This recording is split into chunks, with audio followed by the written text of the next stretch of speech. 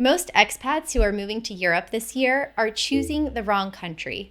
Not because that country is bad, but it's not what it used to be 5 years ago. And in this video, I'm going to rank every EU country in order based on all of the things that you need when you live there, from visas to healthcare, taxes, food, and the quality of living. All of the things that you don't usually find out until after you get there. Also, before anyone takes this personally in the comments, this is a general list that can work for a lot of people, but it might not work for you. And just because I rank a country at the bottom of the list doesn't mean that you shouldn't move there. I mean, I'm moving to Romania, which I have as a C tier country, but that doesn't mean that I shouldn't go there. So treat all of this objectively and as a starting point for your research. First is the F tier countries. And again, let me say right up front, this doesn't mean that these are bad countries. All of these countries have pros and cons, and all of the countries on this list are already ranking among the best places to live in the world, with great healthcare, a high quality of life, and a low to moderate cost of living. These countries also rank high for having a strong English-speaking population and also a good social safety net. So if you get the opportunity or a job offer to go and live in one of these countries, feel free to take it. These four are at the bottom for the same core reason. There's no real visa route in. Your only path is a work permit through a sponsoring employer, a student permit, or a job seeker permit, and those are highly competitive. Austria is the cleanest example. It's a great country with a strong economy, beautiful cities from Vienna to Salzburg, and it's been ranked top in the world for quality of life a few times. But their visa quota is very strict. German is preferred, even though English is widely spoken, and the cost of living is high.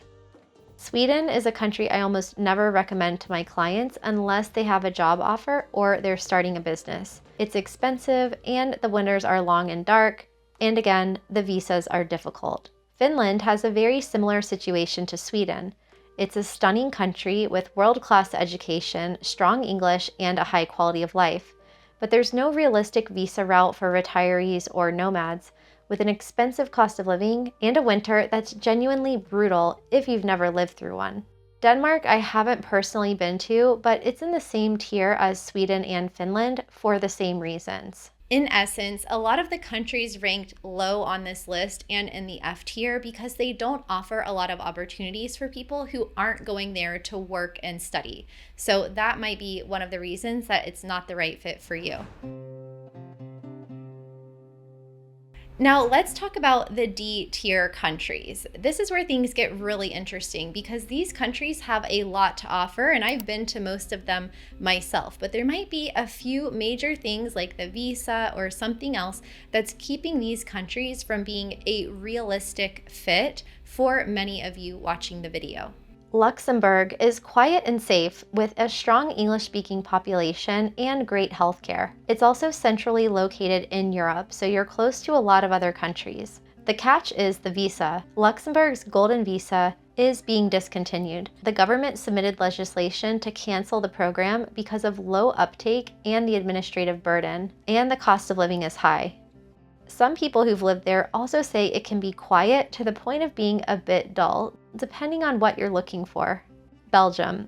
Now, Belgium is interesting because it is a really diverse country. It's a seat of the European Union, and although it has multiple official languages, from Flemish to French to German, English is widely spoken in cities. You can also find a large cultural range here in Brussels, Ghent, Bruges, and the coastal towns like Oostende. But the catch is the visa. There is a business visa if you're starting a company there, but there's no real digital nomad or retiree route. The retirement visa essentially requires strong existing ties to the country, which means you basically need to be living nearby and building a relationship there over the years. And it's moderately to highly expensive. Now, Poland has a low cost of living, and cities like Warsaw, Krakow, and Wrocław are genuinely great. There are a few catches here though. There's no clean visa route for digital nomads, passive income earners, or retirees. There are workarounds, but they're not straightforward. English isn't widely spoken outside of major cities, and open a bank account as a foreigner can be a tricky process. I've done it before though. The winters are also very cold and dark. The Czech Republic has been an interesting option for nomads and remote workers for a while now because they do have a popular freelance visa, and they have a long stay visa that can work for retirees. Prague is one of the most visited cities in the EU, and the cost of living is low. But the catch is that outside the bigger cities and tourist areas, English drops off significantly. Also, the country is small, so the options are more limited than you'd expect. Lithuania is genuinely overlooked. It's a small country with a small population, friendly people, and almost everyone I've talked to in cities like Vilnius spoke English. They have a startup visa and an investor visa. The problem is that the climate can be dark and cold in the winter, and because the population density is so low, it can feel isolating. Then we have Slovakia. Bratislava is more attractive than people give it credit for. It has a low cost of living compared to Western Europe and easy access to neighboring countries. A lot of people there actually go to Austria on the weekends because Vienna is so close. But the catch is that outside of Bratislava, there's not a whole lot going on, and the visa picture is unclear enough that I wouldn't push it as a primary recommendation. Next, we have the C-tier countries, and this is where a lot of the countries really open up to a broader segment of the population, especially of American and Canadian citizens. So pay close attention to this section. First is Hungary. This is a country that's actually really underrated. It has a low to moderate cost of living, flexible visa options, including a study permit if you want to learn the language, and a digital nomad visa called the White Card. It's centrally located, so you can take a train or a bus to most of Central Europe quite easily. There's good food, great music, and a busy nightlife scene. The bath and spa culture is also something that Hungary is famous for, as well as the Danube River. The main problems with Hungary have been political in recent years. There have been concerns about press freedom and LGBTQ+ rights. But Viktor Orban was recently voted out in April of 2026, so the picture may be shifting. But you should pay attention to where the politics actually land this year before committing. Also, Hungarian is one of the hardest languages to learn in Europe, so if your goal is to pick up a second language, Spanish or Italian could be easier. Ireland ranks really high on safety, healthcare, and English speaking. It has one of the more accessible retiree visas in Europe, the Stamp 0, but it's strict on who qualifies. The business visa is expensive, and there's heavy competition for jobs from an international workforce. The catch with Ireland is the housing crisis, which is severe, especially in Dublin, but it's also spreading out across the country. Also, most of the locals' income goes to housing, so disposable income is squeezed for everyone. The weather is famously gray and rainy, but honestly, the climate has been softening a bit with climate change. Romania is where I'm personally moving this year for family and citizenship by descent reasons, and as I said, I'm still putting it in the C tier because my situation isn't the same as most of yours. But Romania has real strengths. There's a very low cost of living, a 10% flat tax, a digital nomad visa, a business visa, and multiple residency routes. It has a strong infrastructure with fast internet, good food, and one of the highest biodiversity counts in Europe. Romania has beaches on the Black Sea, mountains and skiing, friendly people, and strong English in the cities. Some of the main challenges here is that the country is still developing economically. The winters are also known to be long, dark, and cold, which I'm about to experience this year. And it's also quite far over in Eastern Europe, which makes it not as accessible to reach by car, train, bus, or flight. They don't have as many airports or as many international flights as a lot of the hubs that you'll find in Western Europe. Hi there, if you're enjoying this video, make sure to subscribe for free videos every week about travel, culture, and living abroad. You can also join the Abroad Club on my channel for special perks, such as members-only community posts, priority replies to your comments, and early access to new videos. And if you're seriously thinking about making a move yourself, check the link in the description or scan the QR code to learn how I can help you get there. Now, let's get back to the video. Slovenia is a picturesque, safe, and beautiful country. It has a moderate cost of living, moderate English-speaking population, and they do have a long-stay visa that can work for nomads, startups, and retirees. But the catch is that Slovenia is small, with a small population, small expat community, and narrow coastline. You're close to Italy, France, and Switzerland, which is nice, but it appeals to a specific type of person, usually someone who wants quiet over busyness and nature over city life. Now, here in the B tier, this is where a lot of the most popular countries to live in Europe will start popping up, but there are a few things that are keeping them from getting into the A tier category. Germany is well known for its strong economy, moderate cost of living outside the big cities, and a lot of visa options for job seekers, students, and freelancers. It's a stable country with excellent healthcare and a strong social safety net. It is a safe bet if you can get in, but the problem is that there's no specific nomad or retirement visa, so unless you have income from a job, freelancing income, or a student route, this really isn't the best option. The cost of living in Munich, Frankfurt, and Berlin is also not particularly low, and there's major culture shock outside the big cities, especially in the more Bavarian regions. Now, Italy ticks a lot of boxes. It offers visa options for retirees, investors, digital nomads, students, and freelancers. It has a diverse climate from the Mediterranean coast in the south to the cooler and higher quality of life in the north. There are also some real tax incentives depending on where you live. Their food is famously amazing, and the people are friendly. The cost of living isn't too high either, but the bureaucracy is among the slowest in Europe. It has long approval times for visas, and it's hard to get a consulate appointment. Many of our lawyers recommend starting at least 6 to 9 months ahead of time on your anticipated move date when it comes to paperwork. The visa qualification thresholds are also strict.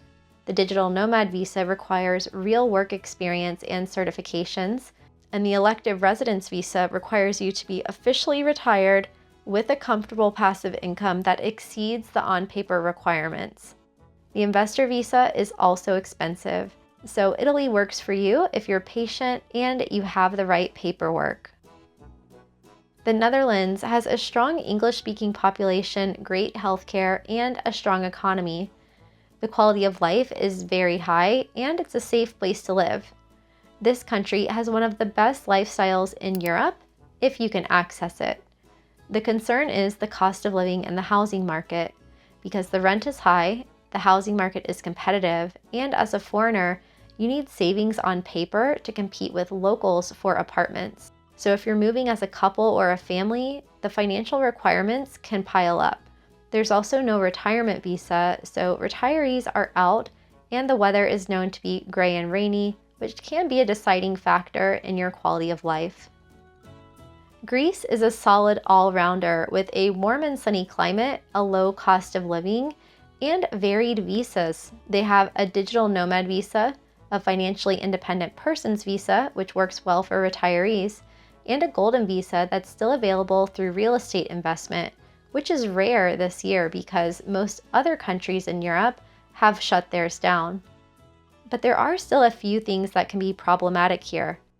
The infrastructure is not always reliable, there are real economic headwinds, and the healthcare quality is below what you'd find in Northern Europe.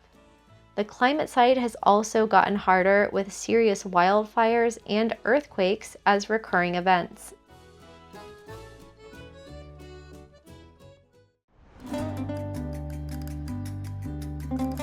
Next comes the A tier, and for most of you, these are the 4 countries that are going to give you the best overall balance when it comes to the characteristics that you might be looking for in a country. Things like climate, visa options, healthcare, safety, cost of living, and the overall quality of life. Portugal is a nice all-rounder. It has a low to moderate cost of living, mild climate, large English-speaking population, and a wide range of visa options that still work in 2026.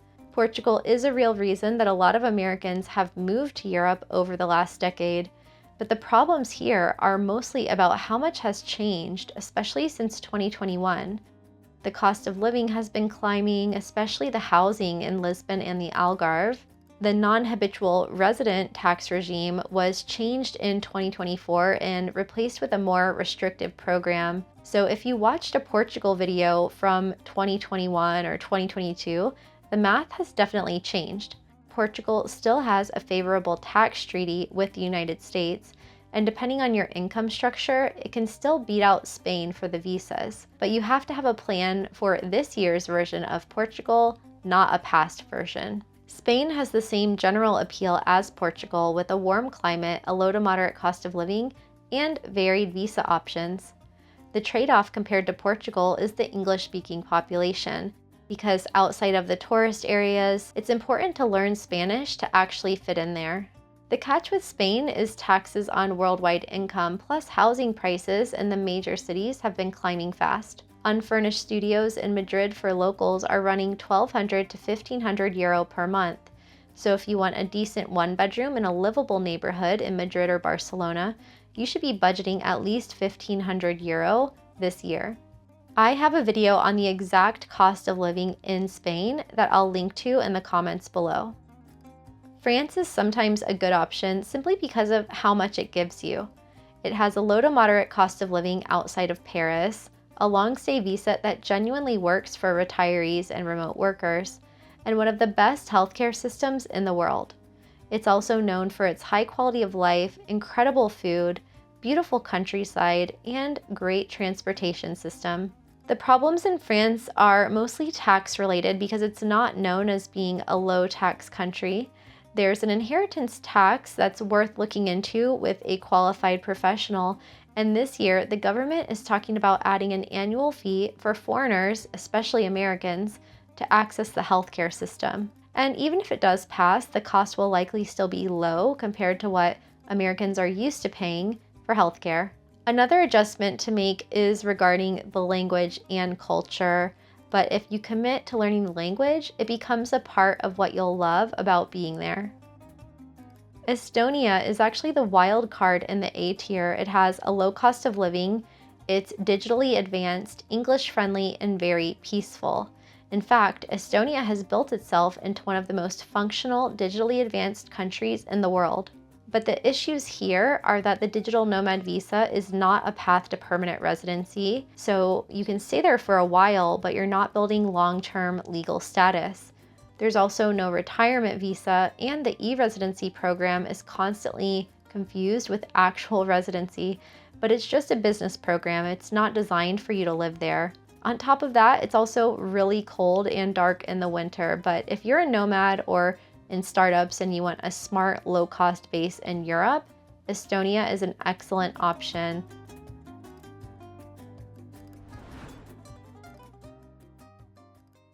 Now we're at the S tier, which is at the top of the list. And before I go any further, I just want to give you a quick disclaimer that these are probably not the countries that you would have expected to see at the top of this list. They're certainly not the countries that you would most often see on like a top 10 best places to live list, but I'm going to break it down and explain why I chose these 3 countries. Let's jump in. Here's why. The same pattern kept coming up. The island nations and the smaller Mediterranean countries in Europe are the ones that have actually built welcoming residency systems for foreigners. They have visa options, a nice climate, a reasonable or low cost of living, and they generally speak English well. More importantly, they're actively making it easier for retirees, remote workers, and digital nomads to legally live there. I did not expect Croatia to come out on top when I started this list, but it earned it. Croatia has a low to moderate cost of living, a strong tourism economy, which means a lot of English is spoken. It has a sunny, warm Mediterranean climate, a digital nomad visa, and a temporary residence permit that can work for a lot of people. But the catch with Croatia is that the digital nomad visa is not renewable indefinitely. It can be extended for up to 18 months, but it's not a path to permanent residency the way these visas can be in other countries. So it's excellent for a chapter of your life, but if your goal is a permanent base in Europe, you might need to look into other visa routes or eventually move to a different country. But one country that quietly ticks all the boxes is actually Cyprus. It has a warm climate, English is widely spoken because of historical ties to the UK, and they have a digital nomad and an investor visa. The cost of living is low to moderate, it's a low tax destination, and for Americans specifically, there are two routes worth knowing about. The pink slip is a temporary residence permit valid for 1 year and renewable, and it requires about 24,000 euro of annual foreign income to qualify. After several years of renewal, it can be converted to long-term resident status. The Category F permanent residence permit is popular with retirees. It requires under 10,000 euro of secured annual income as of March 2026. It increases per dependent and is the more established route for people who know that they want to live in Cyprus long term. There's also a residence by investment route, which requires 300,000 euro in real estate or shares plus $50,000 in annual income. However, Cyprus does have its downsides. There's long-standing internal tension between the Greek and Turkish sides of the island, and it's geographically closer to regional conflict zones compared to other mainland European countries. It is an island, of course, so if you want to leave, you have to take a flight rather than a train, and it's farther east than most people picture when they think of Europe. Malta is one country that surprises people the most, but it actually ticks a lot of boxes compared to the other countries in this category. It has a retirement visa, a digital nomad visa, and an investor visa. Malta was the last country to offer citizenship by investment, and it's warm and sunny most of the year. English is one of the two official languages, and it's very safe. The challenges here are also pretty specific. You do have to pay taxes on foreign pension income if you're on the Malta retirement program. It's a flat 15% rate with a minimum tax liability of 7,500 euro for the main applicant. And Malta is genuinely small, so a lot of people get island fever because of its small size and also being isolated in the middle of the Mediterranean with very little nature and not much greenery. Breaking into Maltese society as an outsider is also hard. Even though English is an official language, the social circles are tight, so it pays to learn Maltese, and even then, many expats end up socializing with other foreigners. So why is the S tier mostly islands? Well, this is kind of the last frontier of European countries that are actively working to incentivize foreigners to come into their countries, come through their borders into their economies. And this is something that the larger, more established countries like France, Germany, Italy, Spain, and even non-EU countries like the United Kingdom, for example, are not actively doing. So that's how, Croatia, Malta, Cyprus got to the top of this list, because they are the ones proactively looking to bring people in to compensate for having smaller economies and smaller industries. Now, if the idea of living in any of these European countries caught your attention, then your next step is to watch this video next, where I'm going to share with you my brutally honest advice for Americans moving to Europe.